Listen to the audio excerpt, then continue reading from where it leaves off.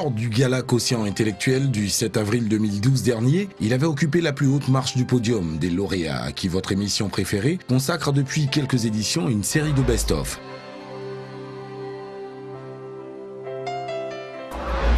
Sékou Katienfowo Coulibaly, puisque c'est de lui qu'il s'agit, est originaire de la cité du Poro.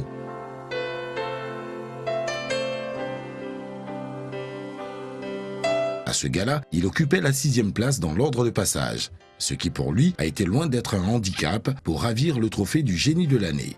Ce jeune prodige n'était pas à son premier coup de chapeau lors de ce gala. Après le bac D qu'il a accroché à son palmarès avec la mention bien, il fut déclaré premier lauréat de toute la région de Korogo à cet examen. Malgré ce résultat, il est passé toujours inaperçu.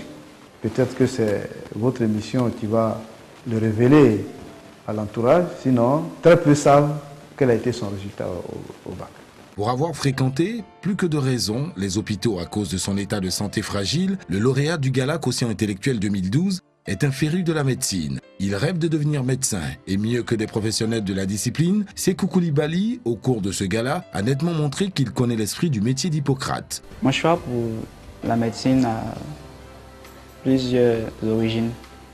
Il y a d'abord ma présence régulière dans les différents établissements sanitaires qui ont fini par me pousser à m'intéresser à ce corps de métier. Maintenant, après ça, il y a aussi l'acte médical qui m'a fasciné et qui continue toujours de me plaire. C'est-à-dire, le malade il arrive avec un problème, avec une forte fièvre, il est mal en point et le médecin, avec les connaissances qu'il a reçues à l'école, arrive à trouver une solution aux souffrances de ce malade-là. Et vraiment, cette partie-là de l'acte médical me plaît. Et c'est ce qui, en grande partie, a motivé mon choix pour ce métier. Pour moi, un bon médecin, en plus de sa fonction, qui est de trouver une solution aux souffrances du malade, un médecin doit être à l'écoute. Un médecin, d'abord par son accueil, par sa manière de parler, doit pouvoir rassurer le patient. Le médecin doit pouvoir diminuer les souffrances rien que par la parole. Il ne doit pas être arrogant, il doit bien parler et mettre la vie de l'homme au début, au milieu et à la fin de chaque acte qu'il pose. C'est ce discours empreint de sérénité, comme on le verra plus tard, qui séduira le jury du gala et fera la différence. Celui qui a arraché la palme d'or de cette édition du concours du génie de l'année, malgré toute la sagesse et la sérénité qui se dégagent de sa personnalité, n'était pas parti pour être le favori. Dans cet extrait de l'émission documentaire sur lui, Sékou parle de son parcours atypique et de cette force morale et intellectuelle qui s'est substituée chez lui à la fragilité du corps. J'ai fait le CP1 à Bokanda. Et arrivé en première ou on passe en classe de terminale, on me demande de venir à Korogo. Je suis dépaysé au début. Et je suis un peu seul dans mon environnement, je ne connais personne, il va falloir me réadapter. Donc, tous ces facteurs ont fait que je n'ai pas pu bien travailler au premier trimestre. Mais au deuxième trimestre, j'ai donc redoublé d'efforts, je me suis vu obligé de changer ma manière de travailler. J'utilisais mes notes comme indicateur de performance. J'ai bénéficié aussi pour cela du conseil de mes professeurs d'ici et de mes professeurs de Bokanda. Les différents témoignages de son entourage ne disent pas le contraire. Ils sont presque tous unanimes dans cet autre extrait de la même vidéo que la force de caractère transcende chez Sékou toutes les vicissitudes de son existence. Il a un bon comportement. Bon, quand il était encore plus petit, bon, il était un peu turbulent. Puis bon, un peu, ça a commencé à aller. Il est un bon élève, hein. Je crois que ces résultats le montrent. Et pourquoi il est un bon élève? Bon, il y a beaucoup de raisons. Je pense que la première raison pour qu'un élève soit excellent, c'est la volonté. Il faut vouloir. Hein. Si on ne veut pas, il n'y a rien à faire. Si on ne sait pas pourquoi on est à l'école, si on ne sait pas pourquoi on travaille, on peut être un phénomène, on peut être un prodige, et on n'obtiendra rien. C'est un élève qui m'a beaucoup impressionné. Bon, au début, il a commencé timidement l'année, mais par sa façon de réagir, souvent quand je donnais les interrogations, les devoirs, je voyais qu'il avait beaucoup de potentialité. Et assez souvent, il me présentait des exercices qu'il avait traités. J'étais un coup d'œil là-dessus. Et ça va, la résolution était bonne.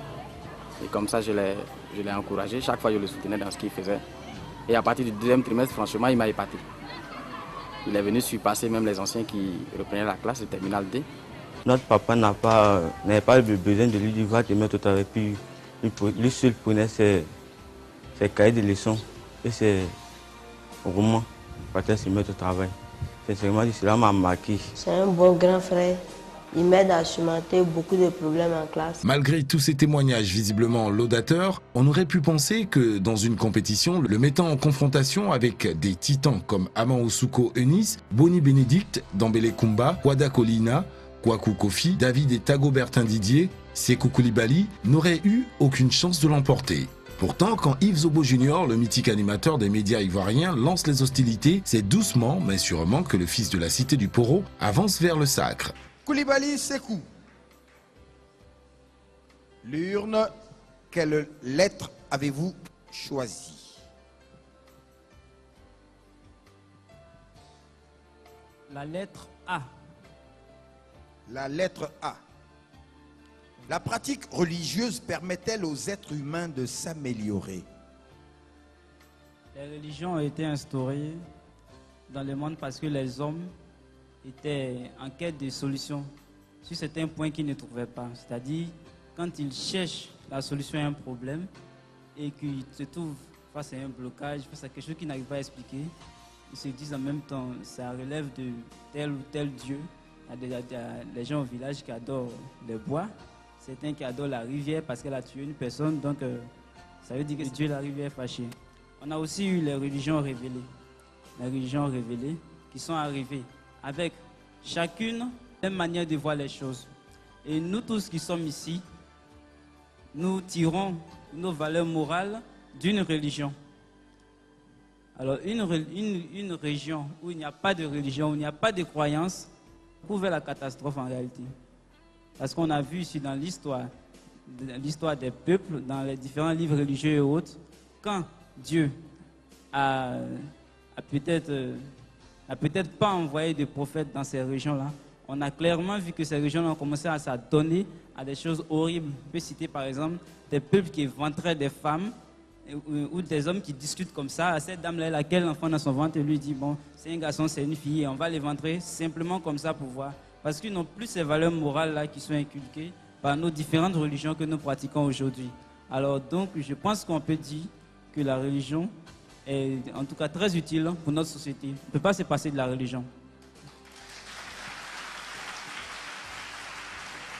À la fin de cette étape du jeu concours, Sékou Koulibaly s'est positionné dans le peloton de tête avec Aman Eunice et Kwada Taïdi Kolina. Le prestigieux jury de Madame Guidi Wandja, professeure émérite de mathématiques, les a jugés au-dessus du lot. Et puisqu'il faut un seul vainqueur à cette soirée de génie, un second tour s'est avéré nécessaire pour les départager. Je vais demander à Madame la Présidente de venir directement ici sur ce podium, nous donner les noms des vainqueurs. Je vous demande de l'applaudir, le professeur. Bon, la délibération n'a pas été facile, c'est pour ça qu'on a duré un peu. Alors nous allons commencer par la fin. Il y a eu 7 candidats, nous les avons classés par ordre des points.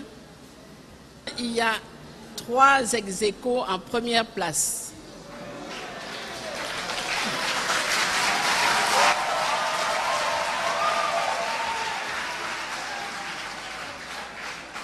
Ils ont eu 70 sur 70.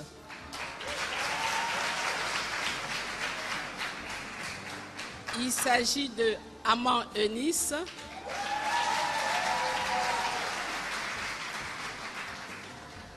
Kwada Kolina,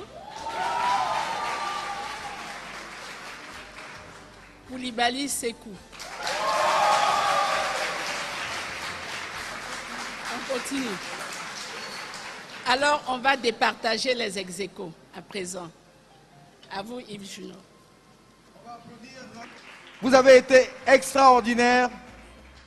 Mais dans toute compétition, il faut forcément des vainqueurs. Je crois que vous n'avez pas démérité. On va applaudir encore, s'il vous plaît. Merci beaucoup. Mais cette nuit-là, il n'y avait pas que le génie intellectuel au menu. Un défilé de mode, suivi d'une chorégraphie des candidats, apporteront de la grâce, de l'élégance et une dose suffisante de détente à cette soirée qui était déjà très loin d'être ennuyeuse.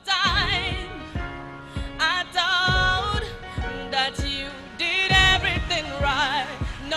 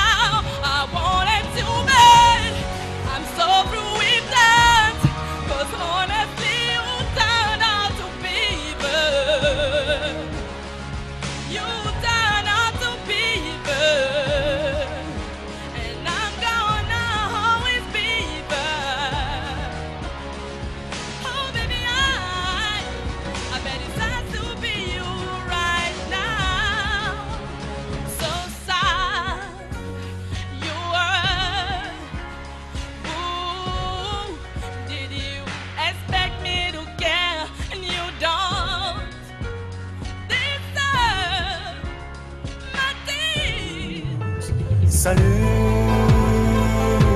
aux terres d'espérance, pays d'hospitalité, d'amour, de fraternité. Salut aux terres d'espérance, pays d'hospitalité, d'amour, de fraternité. Je m'appelle Abdelhaq Taba Qniya Mqjouja. Et à chaque fois que je vais dire everybody talk about, vous allez tous répondre Abdelhaq Taba Qniya Mqjouja. On essaye. Everybody talk about.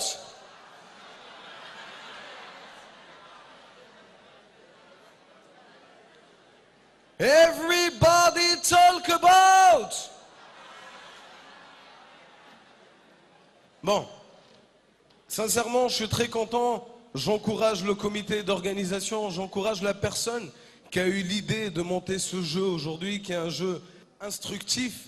On en avait besoin en Côte d'Ivoire après tout ce qu'on a vécu. Et j'aimerais vous raconter un petit passage de ce que moi j'ai vécu pendant ces événements tragiques qui ont touché notre pays. Moi, j'étais à la maison et mon père me dit, écoute, en ce moment, c'est pas très rose dehors. Donc, tu sors pas. Pendant une semaine, même au balcon, on n'avait pas le droit d'aller regarder. Tout ce qu'on entendait, c'était LMP. Le lendemain matin, je repars et j'entends RHDP. Une semaine, j'en avais marre. Alors j'ouvre la fenêtre, je sors, je respire l'air et là j'entends blanc. C'est versé sur moi. Et un en bas, il a chargé. Il dit main en l'air. Je suis au 3e étage. Hein. J'ai levé. Il dit avance devant moi. J'ai dit, mon vieux, si tu veux me tuer, il faut me dire, ça va finir. Premier coup de calage qu'il a envoyé, mon vieux, entend, il m'a pris, soulevé, jeté dans un hélico, rapatrié au 43e Bima. On arrive au 43e Bima. Cette base militaire française qui, pendant les événements, est devenue le quartier général des Libanais. Je regarde au loin et je vois un conteneur avec un monsieur à l'intérieur qui vend à manger. Et je crois pas et je regarde et il me dit Habibi, baddak shawarma. Sur son conteneur, il avait écrit chez Ali Bima. Mais c'est bien plus tard qu'on m'a expliqué que ce monsieur, pendant les événements, a été traumatisé parce qu'il dormait avec sa femme le soir à la maison et vers 3 heures du matin, sa femme le réveille, elle lui dit Ya Ali. Elle a entendu du bruit. Walak ya Ali. Walak ya Ali. Il dit Ya Amme, qu'est-ce qu'il y a? Pourquoi tu me réveilles comme ça aux 3 heures, Ya Amme? Elle dit Walak, il y en a le bruit dans les maisons. Il dit Walak, s'il y a le bruit dans les maisons, partez voir. Elle dit oui. Walak, c'est toi le garçon ou bien c'est moi? Il dit, Amme, aujourd'hui c'est toi, partez voir. À l'étape de la phase finale, il a été demandé aux 3 premiers lauréats de se surpasser. Il n'était plus question de répondre de façon quelque peu mécanique à des questions directes, mais plutôt de soutenir une thèse, une conviction. C'est la maturité, la capacité de construire un argumentaire sur un sujet d'ordre social, politique ou économique qui a été jugé ici. La crise financière qui secoue le monde annonce-t-elle la fin du capitalisme? Je pense que la crise financière qui secoue actuellement le monde n'annonce pas véritablement la fin du capitalisme parce que dans cette crise financière-là, chaque personne est amenée à davantage travailler pour rechercher son bien et donc continuer comment dirais-je, continuer dans les voies du capitalisme. Qu'est-ce que la diplomatie peut apporter à l'humanité? Merci, monsieur, pour votre question. En fait, avant que je réponde à cette question, il convient de définir ce que c'est que la diplomatie.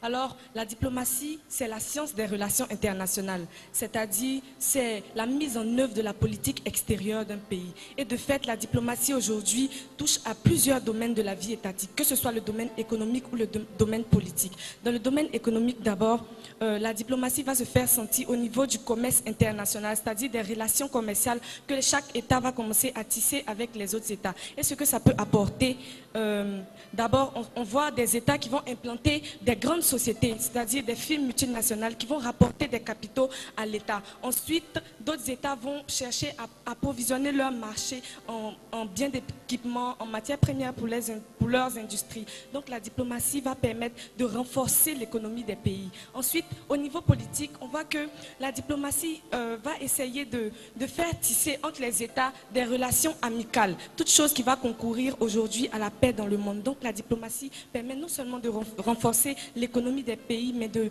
concrétiser notre vœu de paix durable dans le monde. Merci. Merci beaucoup.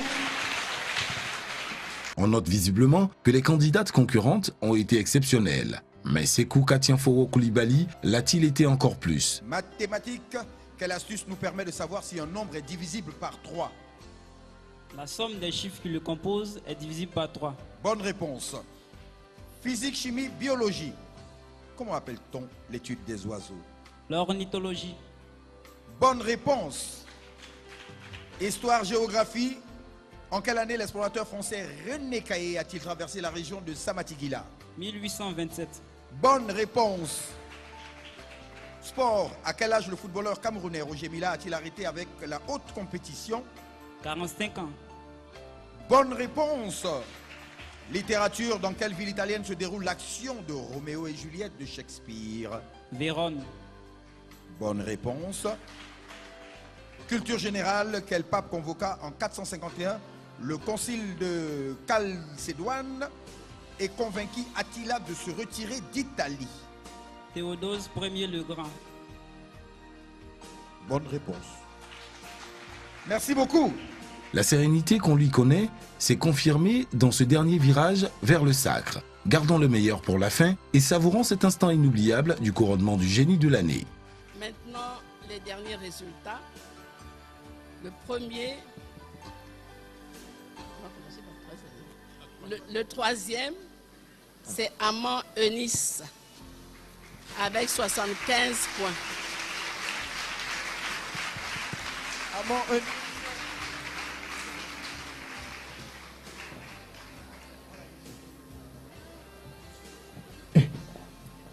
Le deuxième, c'est Kwada Kolina avec 76 points. Kwada Kolina.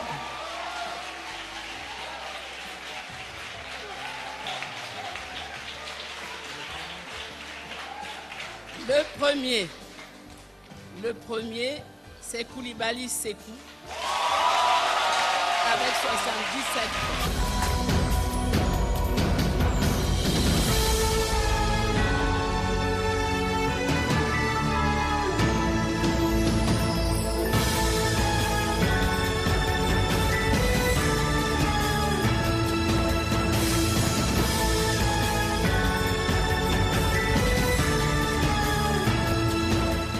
Sékou Koulibaly nous aura démontré sa dextérité.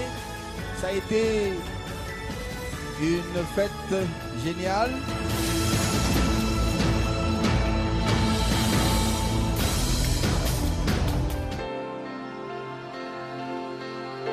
Sékou Katienforo Koulibaly est aujourd'hui sur le chemin de son rêve en première année de médecine et voilà le fameux speech sur la médecine et les vertus du médecin qui lui ont valu le sacre final. Il n'a pas tremblé, son langage a été soutenu et le fond de son raisonnement très persuasif. Le lauréat 2012 du gala de quotient intellectuel a été dans son élément. Un discours sur la médecine ne pouvait pas mieux tomber. Quelles sont pour vous les qualités d'un bon médecin? Alors, l'intérêt qu'on accorde aux qualités d'un bon médecin et partant de là au bon médecin lui-même, est liée justement à la délicatesse et à l'importance des actes que pose le médecin quotidiennement. Le bon médecin, c'est le médecin qui est très apprécié de ses collègues, c'est le médecin qui est aussi très aimé de ses patients, et donc de la population et de la communauté par la suite. Pour le bon médecin, l'accueil est très important. Pour le bon médecin, l'écoute attentive du patient est fondamentale. Pour le bon médecin, l'expérience et donc la compétence du praticien est impréalable. Pour le bon médecin, la franchise du praticien qui découle de l'honnêteté du médecin est indispensable. Au-delà de cela, il faut dire que le médecin doit refléter les conseils qu'il donne à ses patients dans le bureau. En ville, il doit pouvoir suivre les mêmes conseils que lui-même a prodigués à ses patients. Mais la plus noble des qualités d'un médecin, sur laquelle je voudrais attirer votre attention, c'est l'humanisme. Cet humanisme qui va amener le médecin à voir l'homme non plus comme un moyen, mais comme une fin. Cet humanisme qui va amener l'homme à placer la vie de l'être humain au début, au milieu et à la fin de chaque acte qu'il pose. Cet humanisme qui va amener la conscience du médecin à s'imposer la priorité de la vie de l'être humain face à toute autre considération, quelle qu'elle soit. Cet humanisme qui va pousser le médecin à accepter de travailler dans des conditions difficiles, à souvent quitter les siens pour s'aventurer en territoire hostile, entre les coups de canon souvent même, rien que pour apporter de l'aide. C'est cet humanisme-là que nous espérons voir chez nos médecins. Car il est dit dans les jardins des vertueux que le meilleur d'entre vous est celui qui sera le plus utile à sa communauté. Voilà en résumé les symptômes de la maladie que je souhaite à tous les médecins du monde entier pour que l'humanité se porte mieux. Merci beaucoup. Le caractère d'un homme fait son destin. Démocrite.